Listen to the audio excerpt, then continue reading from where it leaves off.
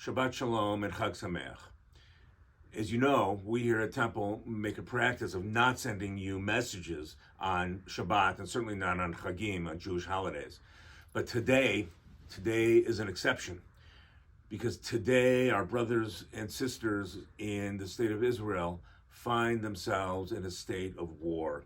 This morning, like many of you, I woke up to the horrible news of the attacks that Israel had received from Hamas by air, by land, by sea, and my heart was broken. My heart was torn asunder as I saw the news of the death and the violence plaguing Jews in the land of Israel today.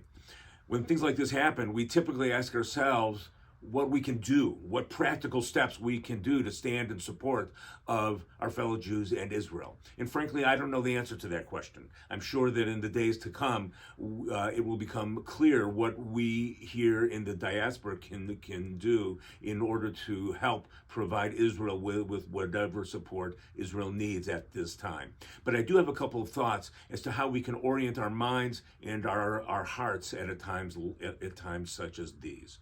First of all, at times such as these, we need to stand with Israel. Israel is at war.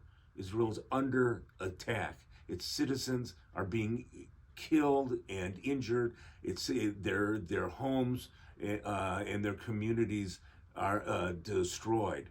Israel needs our support. We know that the country has been riven with political strife in recent months. Now is the time to put that aside and stand in solidarity with the state of Israel as she stands up to this horrible attack and as she tries to extricate herself from this state of war in a way that provides security to Israeli citizens.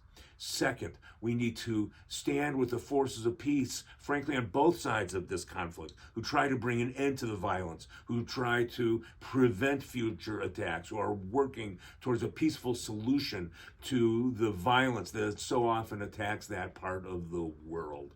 We need to stand with the forces of peace so that we can establish a state of shalom in the Jewish state. As you know, these attacks come 1 year and a day on the secular calendar after 50 years and a day, rather, on the secular calendar after the outbreak of the Yom Kippur War in 1973. I still remember that time.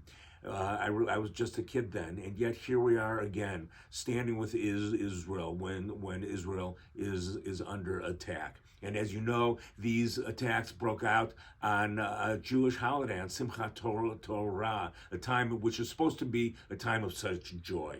We stand with Israel. We stand with the forces of peace. One response to tragedy in Judaism has been something that we've known to do for many centuries, and that is to continue to celebrate when we need to. Not for a second to deny the reality of what's happening, but to affirm joy even and despite those who are trying to take it away from us. So from here, I'm going to go into our sanctuary and lead our congregation in our Simchat Torah service, our Yizkor service, our Shabbat service, in which we remember those who have died, in which we celebrate the sanctity of this day, in which we celebrate our new cycle of Torah readings. As we do so, we hold our fellow Jews in Israel in our hearts, and we pray for peace. I know you will join me in my hope and my prayer that somehow and in some way this ends up being a Shabbat Shalom, despite the attacks, that this be a Shabbat that somehow allows us to take steps toward a peaceful solution and an end to the violence. Shabbat Shalom and Chag Sameach.